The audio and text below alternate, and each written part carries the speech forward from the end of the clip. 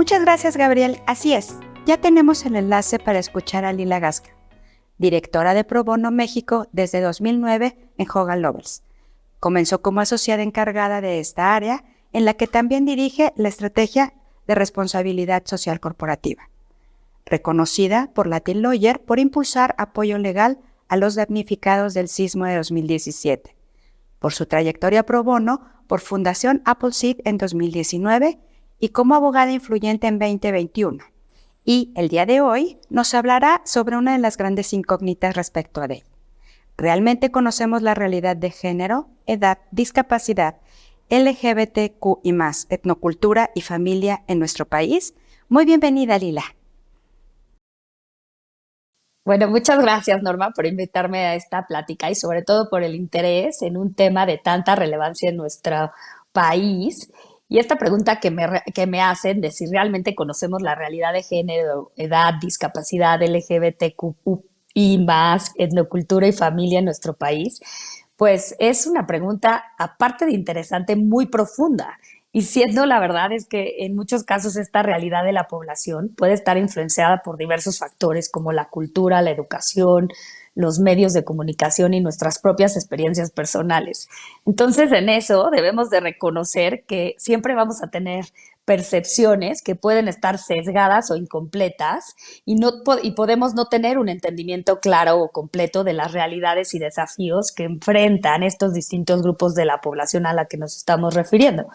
Ahora, si queremos tener un panorama como más preciso y comprensivo de toda esta realidad, es crucial que recurramos como a fuente de información muy confiable o a investigaciones y estudios que aborden estos temas.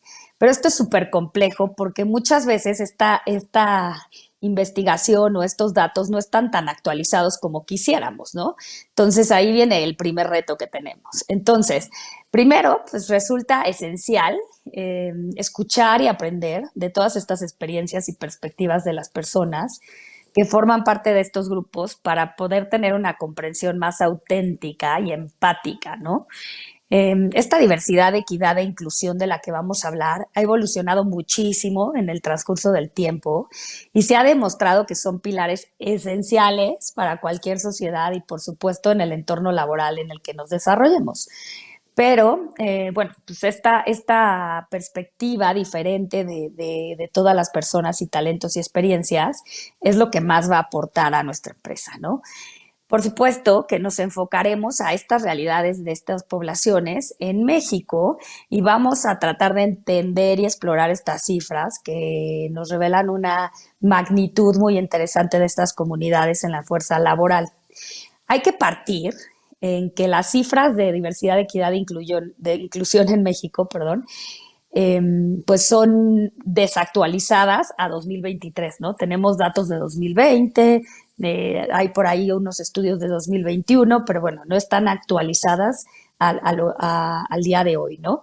Entonces, primero decir que México es un país diverso y hay 126 millones de habitantes aproximadamente. Y cuando hablamos de las cifras de género y edad de nuestro país, podemos hablar de que el 51.5, o sea, más de 64 millones, son mujeres, mientras que el 49%, o sea, más del 61 millones, son hombres. Y esta distribución por género es relativamente equitativa, como podemos ver, ¿no? Con una ligera mayoría de mujeres. Sin embargo, son las mujeres las que enfrentamos mayores desafíos, de los que vamos a hablar más adelante en temas laborales, ¿no? En cuanto a la edad, los rangos que presentan mayor participación son los que van de 0 a 24 años. En este rango se concentra más de 52.9 millones de personas, es decir, alrededor del 41.9% de la población. Y el total de la población de 15 años y más en México se estima que es de 97.2 millones de personas. Esto quiere decir que la edad mediana de la población en México es de 29 años. Ahora, cuando hablamos de la población indígena en nuestro país, hay que entender que en México hay 16.9 millones de personas indígenas, que esto representa alrededor del 15.1% de la población total. México ha adoptado la Convención de Naciones Unidas sobre los Derechos de Pueblos Indígenas y entonces es una nación pluricultural desde 1992. Sin embargo, la población indígena del país sigue enfrentando también numerosos desafíos a nivel laboral. Entonces, en México habitan más o menos 68 pueblos indígenas, para que se den una idea, y cada uno habla una lengua originaria propia. En realidad tenemos más o menos 364 variantes de lenguas originarias, ¿no? Y según el censo que se hizo en 2020, el 6.1 de la población se registró como hablante de alguna lengua indígena. Esto quiere decir 7.36 millones de personas. Y a ver, aquí lo que pasa es que el censo se tuvo que suspender esta recolección de datos debido a la pandemia COVID-19. Pero el Instituto Nacional de Lenguas Indígenas indicó después que identificó más o menos 25 millones de personas que pertenecían a un pueblo indígena en este censo que se hizo en el 2021, y eso quiere decir que la población va a representar más de ese 19.6% del que hablábamos de la población indígena. Y por otro lado, hay que destacar que en 2020 en México viven 2.5 millones de personas que se reconocen también como afromexicanas y representan el 2% de la población total del país. Eso es importante destacarlo también dentro de estas poblaciones que representan más desafíos a nivel laboral. Ahora, cuando hablamos de la orientación sexual, en 2021, por primera vez el INEGI pone información sobre la población LGBTQ y más en disposición de la sociedad, ¿no? Y ahora, ¿qué nos referimos cuando hablamos de diversidad sexual? Pues se refiere a todas las posibilidades que tienen las mismas personas para expresar y vivir su sexualidad, sus preferencias, orientaciones, identidades sexuales o de género, ¿no? 5 millones de la población, que representa 15 años o más en el país, se autoidentifican como parte de la comunidad LGBTQI+, lo que equivale al 5.1% de la población.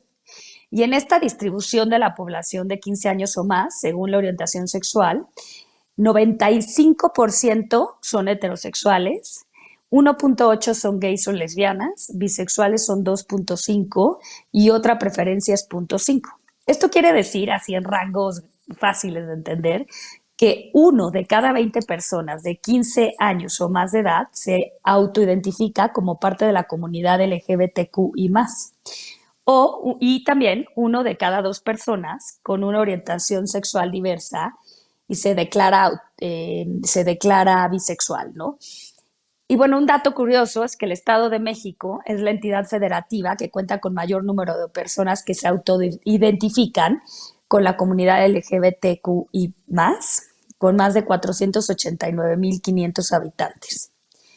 Y bueno, después hablamos de las estructuras familiares en México, que también aquí resulta muy complejo. Tenemos las familias nucleares, que es la que se componen por parejas y hijos, que son las estructuras más comunes en el país. Luego las familias extendidas, en donde se incluyen más parientes más allá de la pareja y hijos, que son muy comunes, sobre todo en comunidades rurales indígenas. Y luego las familias monoparentales, que un solo adulto es responsable del cuidado y sustento de los hijos. Y esto es muy significativo en México porque según los datos del INEGI en 2015, alrededor de 22% de los hogares en el país están encabezados por una mujer sin pareja. Esto es relevante a la hora de estar hablando de las mujeres en el medio laboral, ¿no? Y por otro lado existen las familias homoparentales, que son menos comunes en México en comparación de otras estructuras familiares, pero que ganan mucha visibilidad y aceptación gradual en la sociedad. Ahora, si hablamos de discapacidad, de acuerdo con el Censo de Población y Vivienda en México, en el 2020 había alrededor de 6.1 millones de personas con algún tipo de discapacidad, que representa igual 4.9% de la población total del país. Es importante señalar que pues, la discapacidad abarca una amplia gama de condiciones, desde discapacidades físicas, sensoriales, intelectuales o de desarrollo, y por lo tanto, esta cifra incluye personas con diversas necesidades y capacidades, ¿no? Ahora, en cuanto a la ocupación laboral de estos grupos de los que hemos hablado, vamos a ver que más de la mitad de la población con oportunidad de trabajar se encuentra en condiciones de vulnerabilidad, de acuerdo a los datos que estábamos especificando anteriormente, ¿no? Entonces, poco más de 32 millones de personas se encuentran en condiciones de informalidad, para empezar, de informalidad laboral. Y esto repunta a 55.23 de la población por ciento de la población ocupada en el país. Entonces, recientemente en la encuesta nacional de ocupación y empleo, la tasa de informalidad se incrementa desde el 54.85 en que estaba antes de finales de 2022, ¿no? Y esto hace que el universo de personas vulnerables, laboralmente vulnerables, así como a las personas que dependen laboralmente, no se les reconoce su fuente de trabajo. Y aquí viene el principal tema cuando hablamos de la inclusión laboral, ¿no? Porque el mercado laboral en México necesita ser mucho más inclusivo y brindar igualdad de oportunidades para todos los grupos de los que estamos hablando. De lo contrario, se van a encontrar en ese porcentaje, el 55% de informalidad laboral. Ahora, cuando hablamos de las mujeres, estas mujeres, este grupo en particular, sigue enfrentando muchísimos desafíos, ¿no?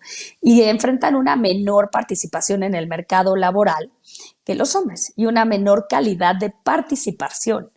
Entonces, las mujeres siguen siendo las más excluidas dentro del ámbito laboral del país.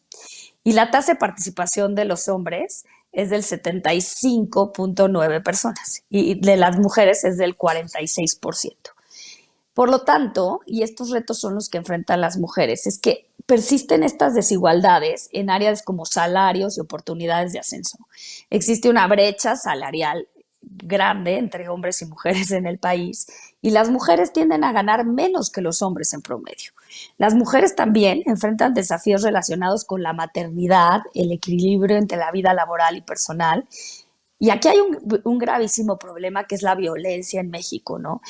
Porque se registran altos índices de violencia doméstica y femicidios en diversas partes del país. Recordarles que 6 de cada 10 mujeres han enfrentado violencia y alrededor de 10 mujeres son asesinadas cada día en el país. Son situaciones que nos ponen en desventaja, ¿no?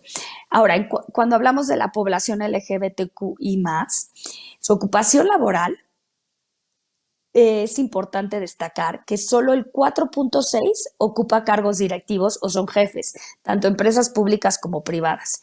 Y un dato que se desprende de un sondeo que realizó el INEGI en 2021 es que el 64.3 de las personas que forman parte de la comunidad cuenta con un trabajo. Que esto contrasta con el ascenso del trabajo de personas que no forman parte de la comunidad, que es con el 66.1%. A ver, si lo vemos así, no parece mucho la diferencia. En proporción, sí lo es, considerando que en el país solo una de cada 20 personas se considera de la comunidad LGBT+. Entonces, ¿cuáles son los retos de esta comunidad? Es que persisten claros sesgos para puestos de alta dirección, ¿no? Falta mucha educación para su plena inclusión, muchos aún no salen del closet por las condiciones adversas en las que se pueden enfrentar en el entorno laboral y también presentan muchos desafíos culturales. Y bueno, hablando entonces de los jóvenes, destacamos que la desocupación de las personas menores de 29 años de edad es la más baja en las 2 últimas décadas. Quiere decir que solo el 5.6 de los jóvenes están desocupados. Y esta es la cifra más baja que se tiene registro en los últimos 16 años. Sin embargo, nos preocupa la cantidad de jóvenes que están siendo atrapados por los narcos para que trabajen con ellos. Y el problema no es menor, porque esto está sucediendo en todas las zonas vulnerables que son reclutados y obligados por grupos delictivos a cometer delitos, ¿no? Entonces, esto viene a ser un gran problema para la población joven en el país. En cuanto a las personas con discapacidad, solo una de cada 10 personas con discapacidad cognitivo-mental en México cuenta con un empleo. Esto es impresionante. Y por supuesto que las personas con discapacidad tienen más posibilidades de ser inactivas o desempleadas, tienen más probabilidades de trabajar por cuenta propia o en la economía informal de la que ya hablamos, enfrentan más barreras de educación, suelen ganar menos también. Y falta un enorme camino por recorrer para temas de inclusión laboral de personas con discapacidad, ¿no? El mercado laboral, para empezar, tiene una demanda precaria para las personas con discapacidad.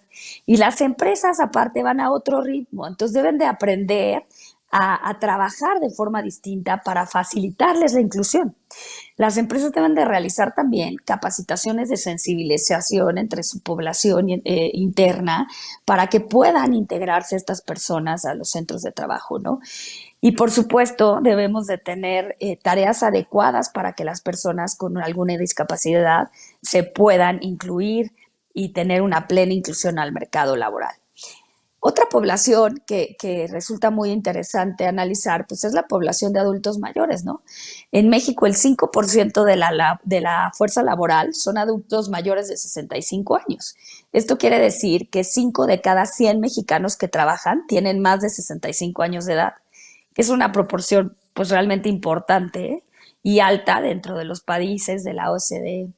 Ahora, las problemáticas que surgen alrededor del mundo con el sistema de pensiones han provocado que los adultos de 65 años pues tengan que seguir trabajando porque no se pueden retirar. Y entonces lo hacen también muchas veces de forma informal.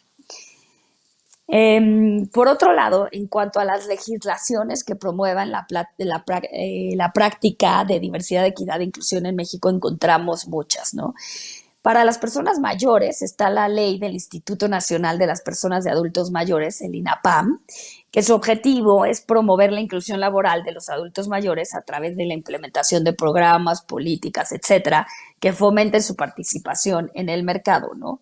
Y por supuesto esta ley pues busca proporcionar oportunidades de capacitación, de empleo, de autoempleo, diseñadas para este grupo en particular y que puedan promover pues, mejorar su calidad de vida y la participación activa en la fuerza laboral, etcétera, ¿no?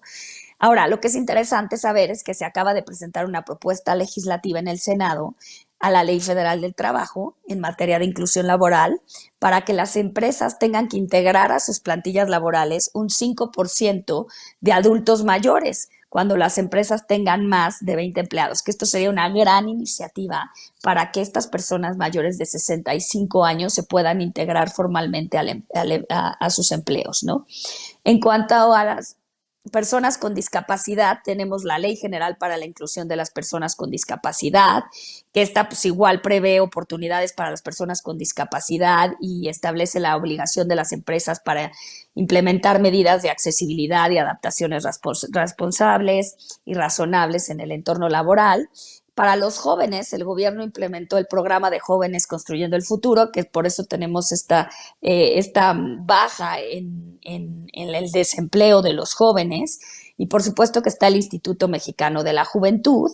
Las mujeres, pues tenemos la Ley General de Acceso de las Mujeres una Vida Libre de Violencia, que fomenta la igualdad de género en el ámbito laboral, promoviendo políticas y programas que garantizan la igualdad. La Ley General de Igualdad entre Hombres y Mujeres, que hace un poco lo mismo. Y para la comunidad LGBT tenemos más bien leyes estatales, como la Ley de Sociedades de Convivencia, la de Ciudad de México y Coahuila, que reconocen la unión civil entre personas del mismo sexo y por ende prohíben la discriminación por motivos de orientación sexual o identidad de género. Y esto aplica también para el ámbito laboral, ¿no? Para las comunidades indígenas tenemos la Ley Federal para prevenir y eliminar la discriminación que protege los derechos de las comunidades indígenas, incluyendo sus derechos laborales y prohíbe la discriminación en todos los ámbitos, incluyendo lo laboral. Y la Ley General de Derechos Lingüísticos de los Pueblos Indígenas, que protege en que puedan utilizar y preservar su propia lengua y cultura, ¿no? Y bueno, este es básicamente el panorama legislativo también que tenemos alrededor de estos grupos. Muchas gracias. Muchas gracias, Lila, por tu participación. Si me lo permites, haremos un par de preguntas que hemos recibido de la audiencia. Primer pregunta. ¿Cuáles organismos o instituciones nos pueden informar sobre los diferentes grupos dentro de la diversidad participando activamente en contextos laborales? Esta es una gran pregunta. La verdad es que existe mucha información dentro del mismo gobierno, ¿no? Como ya hablamos, el INAPAM es una gran fuente, el INJUVE también, y también dentro de las organizaciones de la sociedad civil. ¿Por qué? Porque hay muchas organizaciones de la sociedad civil que van hablando y actualizando en tiempo real esta data, ¿no? Entonces tenemos que buscar, dependiendo la población que queramos mirar, ¿no? Por ejemplo, pues las poblaciones o comunidades indígenas, pues hay que ver cómo está su ocupación laboral y esto va a ir creciendo en la medida en que no salga el siguiente censo del INEGI, que podamos entender un poco mejor cómo está la población de la última fecha en la que censó, para ver cómo se ha incrementado su participación, lo mismo las personas que tienen alguna discapacidad, para ver si efectivamente el mercado laboral ha sido más inclusivo y diverso, ¿no? Yo creo que aún tenemos muchísimos retos y la pandemia vino a tratarlos también de esta forma. Entonces, quizá los incitaría a buscar tanto en fuentes públicas como de organizaciones de la sociedad civil que tengan esto más actualizado y, por supuesto, obviamente, Internet es la mejor herramienta para conseguir esta data, ¿no? Muchas gracias. Muchas gracias por tu respuesta. La segunda pregunta es, ¿cuál es el beneficio de integrar personas con diferentes géneros, costumbres, gustos y preferencias en los diferentes ámbitos de la empresa? A ver, me encanta esta pregunta, se me hace vital. ¿Por qué? Porque la sociedad en la que vivimos ya no admite tener a los mismos tipos de personas que piensen lo mismo en las mismas empresas y dirigiendo lo mismo, ¿no? Vivimos en una sociedad mucho más inclusiva, mucho más diversa, que esto se presta a que tengamos que tener toda esta pluriculturalidad dentro de las empresas, tanto en los mandos directivos como en toda la operación de la empresa. ¿Por qué? Porque esto va a traer a que podamos ser empresas más sostenibles. Y con esto, hablando de diversidad, equidad e inclusión, ya nos hemos dado cuenta, ¿no? Los jóvenes ya no quieren trabajar en empresas que no estén adaptando y abrazando estos cambios, ¿no?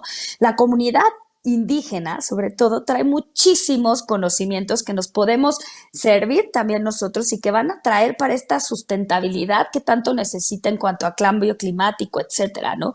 Las personas con discapacidad tienen una percepción distinta de ver el mundo que también nos va a ayudar a transformar estas empresas y a transformar este mundo.